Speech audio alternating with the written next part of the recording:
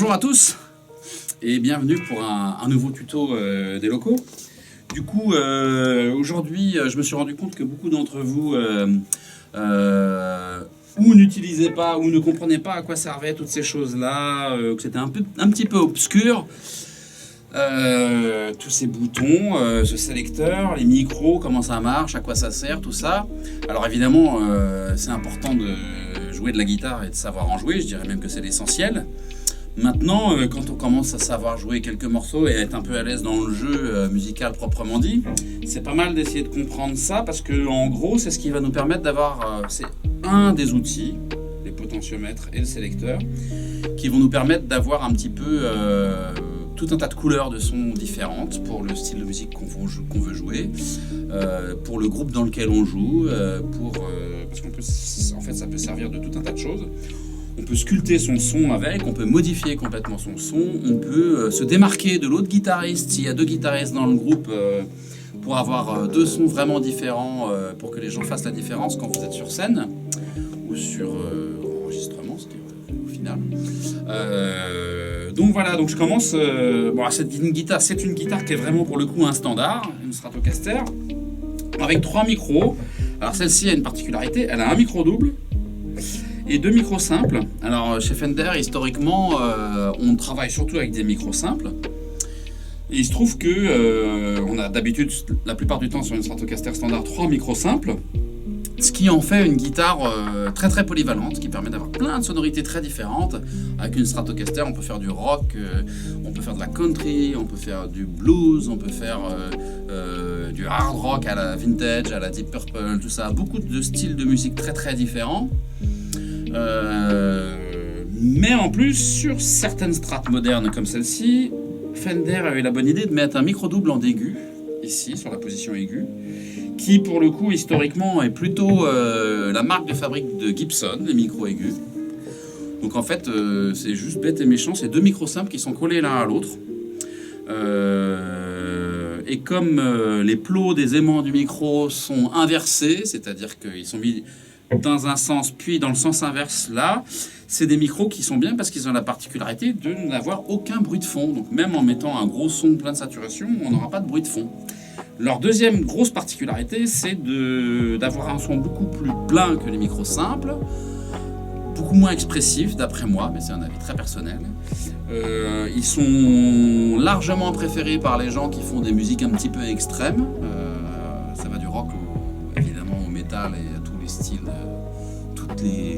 tous les cousins du métal, le thrash metal, le gent, tout ça. Ils jouent quasiment exclusivement sur ces micros-là parce que c'est des micros qui permettent d'avoir l'énergie qui est demandée dans cette musique. Et notamment, c'est des micros qui ont un niveau de sortie beaucoup plus élevé que les micros simples. Et donc qui permettent de faire saturer les amplis et d'avoir un gros son saturé beaucoup plus facilement. Voilà. Voilà, c'est des micros qui ont un côté un petit peu plus tranchant, qui tranchent vraiment dans le son. Voilà. Mon avis, c'est qu'ils sont moins expressifs que les micros simples, qui eux, pour le coup, permettent d'avoir, d'après moi, une dynamique pour s'exprimer, c'est-à-dire qu'ils réagissent vraiment à l'attaque du médiator. Donc voilà. Donc ça veut dire que selon le moment de la chanson qu'on va jouer, selon la chanson qu'on va jouer, selon le son qu'on a sur l'ampli, on va pouvoir choisir d'utiliser un micro, 2 micros ou un autre ici, et ainsi de suite. Et pour ça, on a un outil, c'est le sélecteur qui est ici. Alors selon la guitare que vous avez, ça peut prendre plein de formes, mais très souvent sur des guitares stratoïdes, genre strat, on a 3 micros et on a un sélecteur 5 positions. Donc en gros, je vous explique, quand on est sur la position extrême vers la tête de la guitare, on n'a que ce micro-là qui est ouvert, avec un son assez gras, bien velouté, entre guillemets, assez épais, micro qui était largement préféré par des gens comme Jimi Hendrix, beaucoup utilisé par Ritchie Blackmore, le guitariste de Deep Purple, assez souvent utilisé par un autre guitariste que j'aime beaucoup, qui s'appelait Rory Gallagher, un guitariste de blues irlandais. Un micro très très apprécié des bluesman, des autres aussi, mais en particulier des bluesman. Voilà. Si vous allez sur la position du milieu, vous allez avoir le micro du milieu qui a un côté comme on dit un petit peu, d'après moi, un peu twangy, avec des aigus et des hauts médiums un petit peu prononcés, que moi j'adore pour les cocottes funky.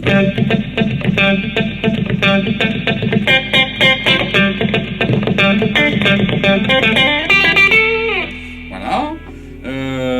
Et puis quand on va sur la position aiguë, là on a le micro double qui arrive là, sur la dernière position. Et là vous allez voir que normalement ça devrait arracher un peu plus. On va sentir que c'est pas du tout le même style de micro.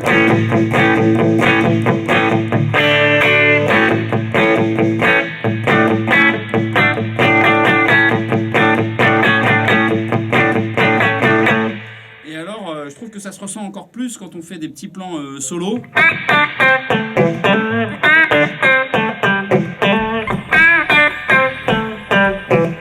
Ça c'est le micro aigu. Le micro du milieu,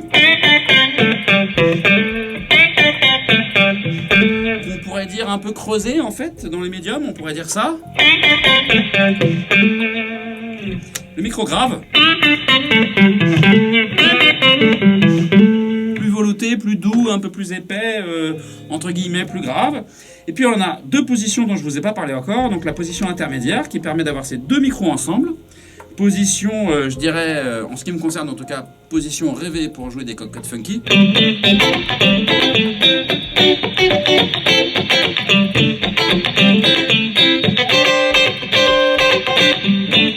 Ça peut être pas mal aussi pour le reggae.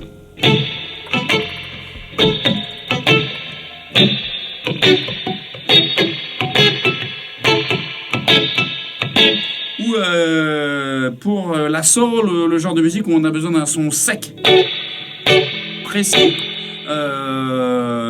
qui bave pas. Voilà. Une autre position que je vous ai pas encore montré, c'est l'avant-dernière, donc celle qui permet de mettre en route ce micro-là et ce micro-là ensemble, qui est aussi une position intermédiaire avec une idée comme si c'était creusé dans les médiums, mais avec le côté un petit peu péchu du micro aigu. Donc je vais vous faire des rythmiques avec ces deux micros-là, la même rythmique avec ces deux micros-là, et puis ensuite avec ces deux micros-là. Enfin d'abord avec ces deux micros-là. Okay.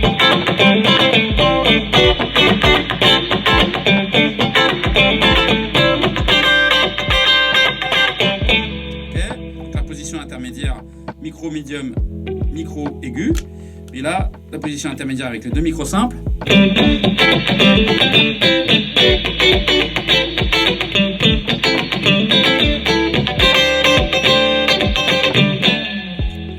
est là pour le coup beaucoup plus veloutée, beaucoup plus douce. Même si ça claque quand même, moi je trouve que c'est plus doux. Alors c'est ma favorite pour jouer les plans funky, les cocottes, les trucs de ce genre. Position qui est pas mal quand on a envie de sortir du mix quand on est en répétition, parce que ça favorise pas mal d'aigus en fait, et ça permet de se faire entendre à un moment où on trouve qu'on se fait pas